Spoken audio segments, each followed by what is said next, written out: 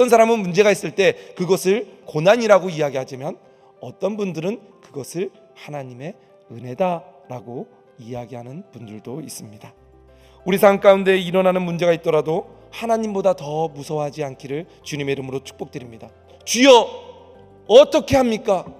주여 어떻게 하면 좋습니까? 우리는 기도할 뿐입니다.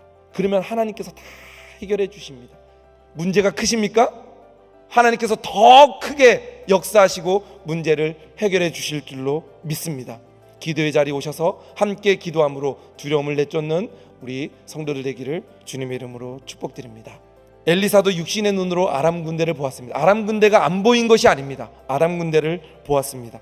현실을 부정하는 것이 아닙니다. 엘리사는 믿음의 눈도 있었습니다.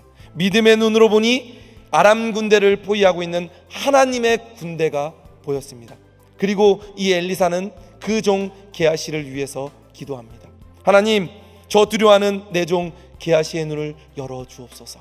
그러자 게하시가 눈이 열리고 하나님의 군대를 보게 됩니다. 이것이 바로 엘리사의 시선입니다.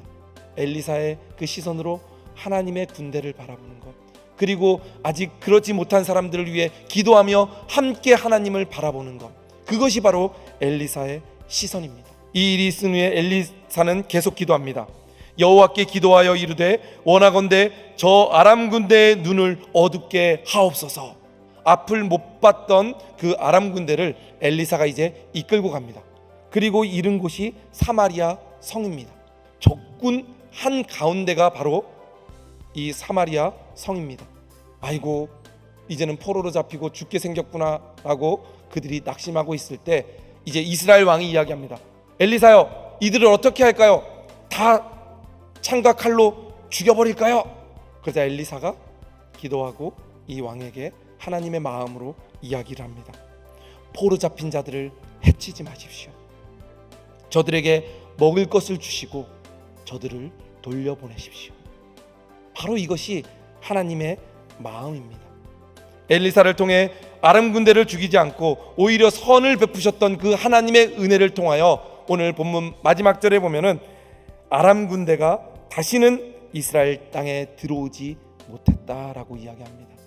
하나님의 사랑을 베풀었을 때 그들은 평안을 누리게 됩니다. 나에게 잘못하고 있는 분 용서하십시오. 오히려 평안합니다. 그리고 하나님께서 모든 문제를 해결해 주십니다. 그것이 바로 하나님의 사랑입니다.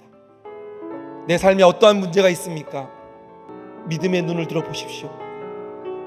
하나님이 그곳 가운데 함께 계십니다.